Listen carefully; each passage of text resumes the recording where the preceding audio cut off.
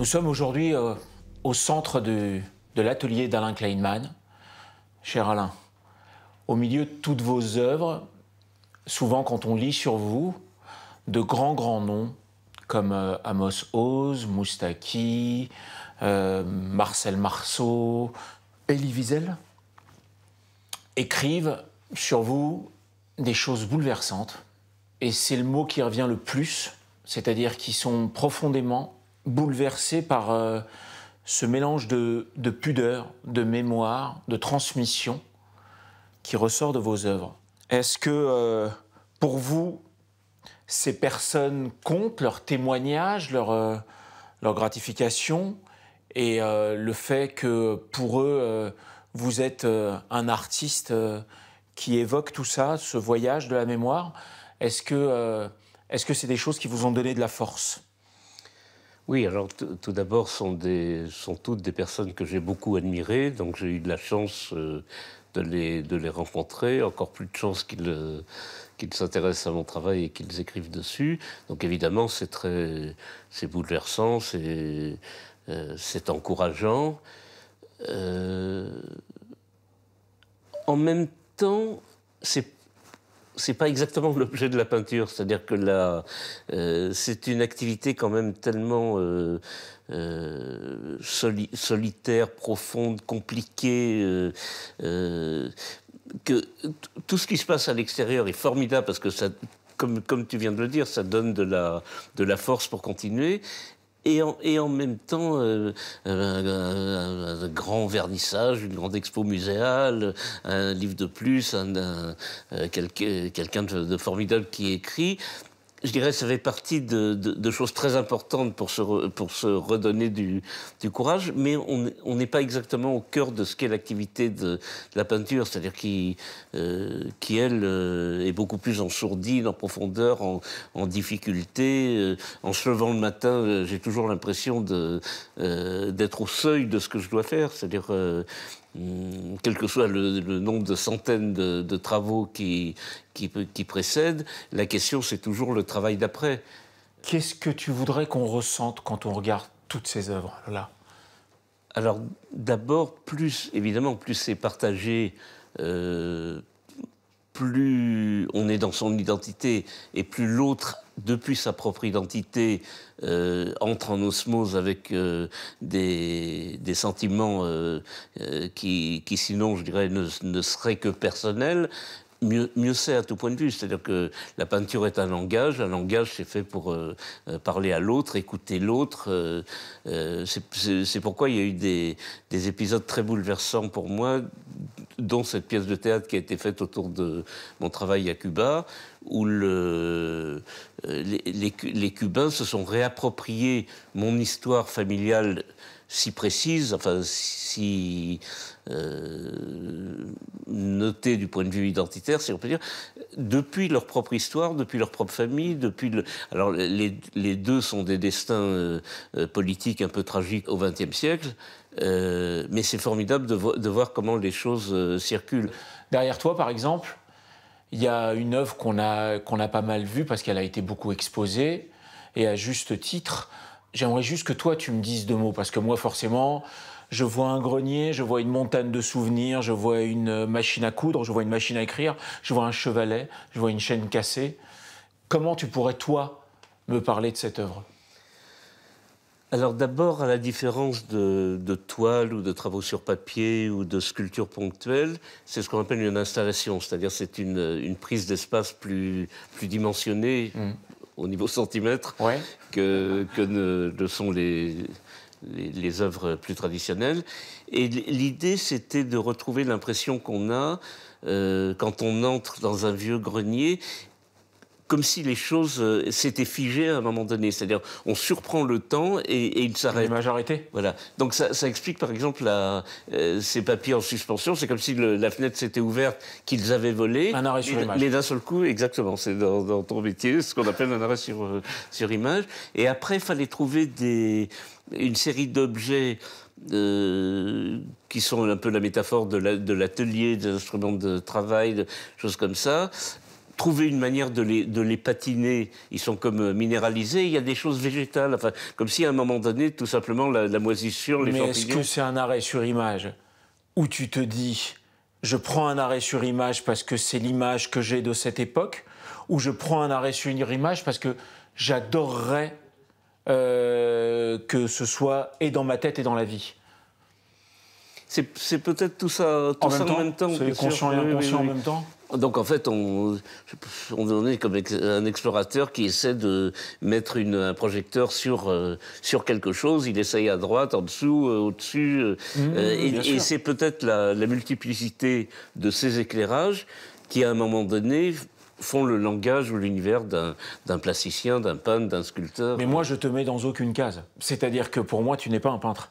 C'est-à-dire que tu es un artiste qui a un univers et qui se décline, autant par les couleurs que par les objets.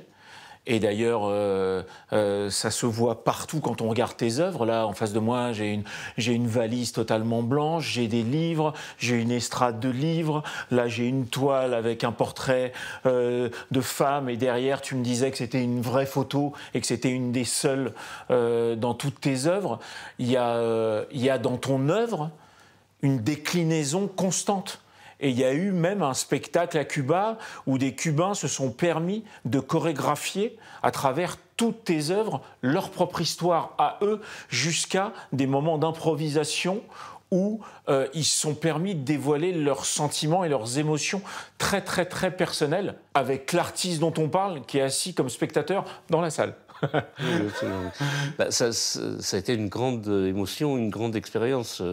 Une femme metteur en scène qui s'appelle Irene Borges et sa troupe qui s'appelle Aldaba, qui ont travaillé, je sais pas, une trentaine de personnes pendant des mois, qui ont peaufiné, colossal, hein. Absolument, et qui ont fait quelque chose de formidable. Non, mais c'est un travail de joaillerie, donc c'est un travail colossal. C'est très raffiné, c'est une diagonale vraiment intéressante entre des arts qui sinon restent trop souvent séparés. Et aujourd'hui, moi, je crois beaucoup pour développer ces langages-là, de tout ce qui est diagonal. Et quand tu me parlais de la diversité des matériaux, à vrai dire, l'image qui me vient souvent, c'est comme dans le langage visuel, un dictionnaire dans lequel on puiserait les mots de sa parole.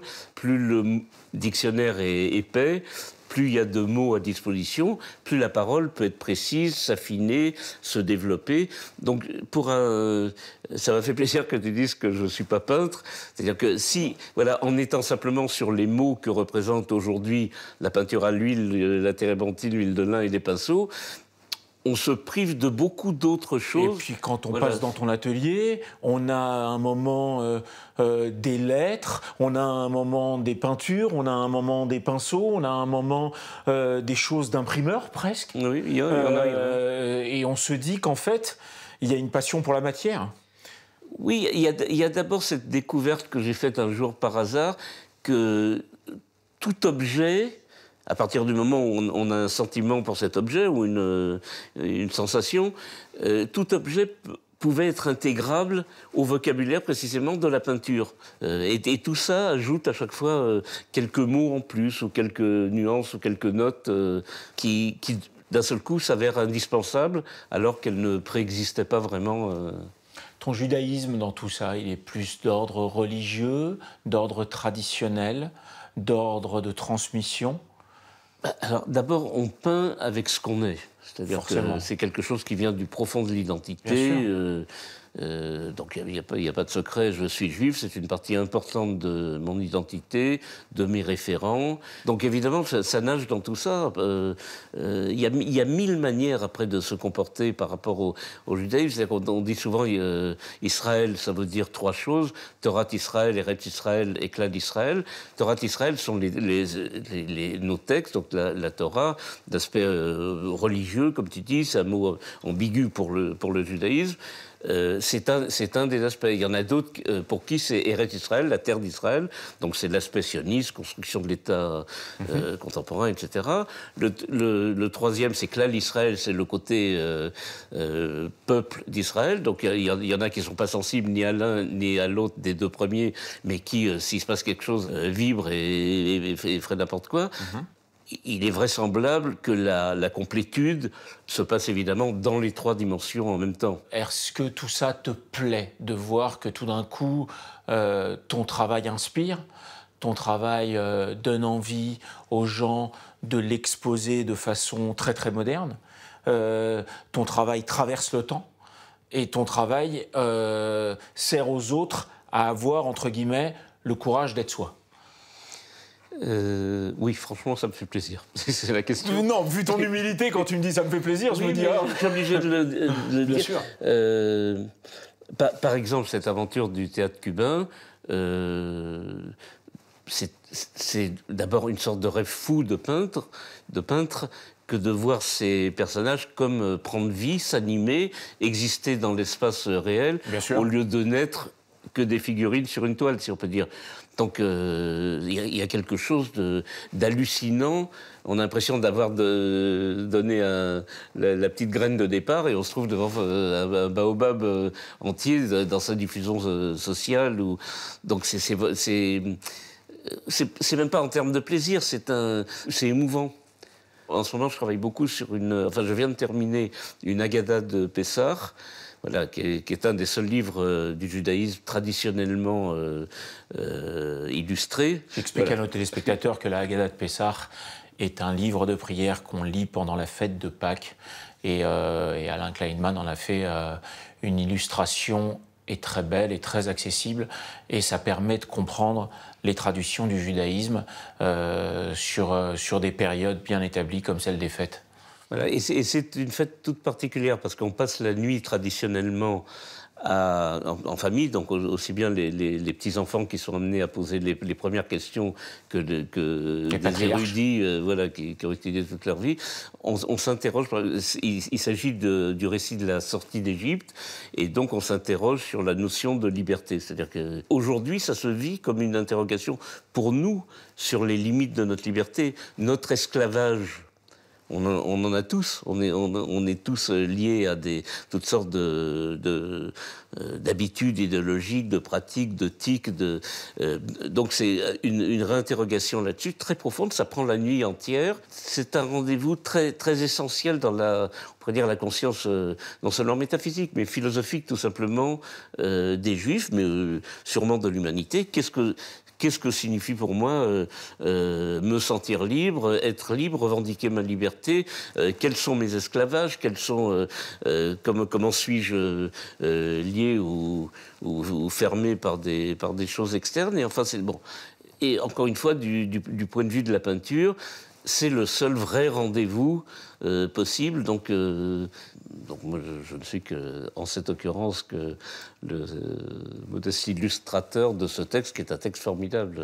J'ai vraiment le sentiment que c'est cette philosophie que tu as, c'est-à-dire à la fois d'aller chercher le vrai dans une grande intégrité, avec jamais un commentaire de ta part sur ce que tu fais, et t'essayes d'être le plus ouvert possible et à toi et aux autres.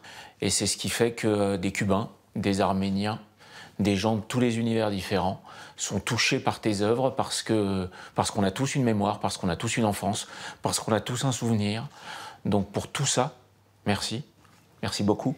C'est moi qui te remercie de l'empathie de tes propos et de tout ce qu'on a pu échanger aujourd'hui. À tout point de vue, c'était très intéressant pour moi. Merci à toutes et à tous de nous avoir suivis. On se retrouve bientôt pour découvrir de nouveaux horizons. En attendant, prenez soin de vous. Bonne semaine.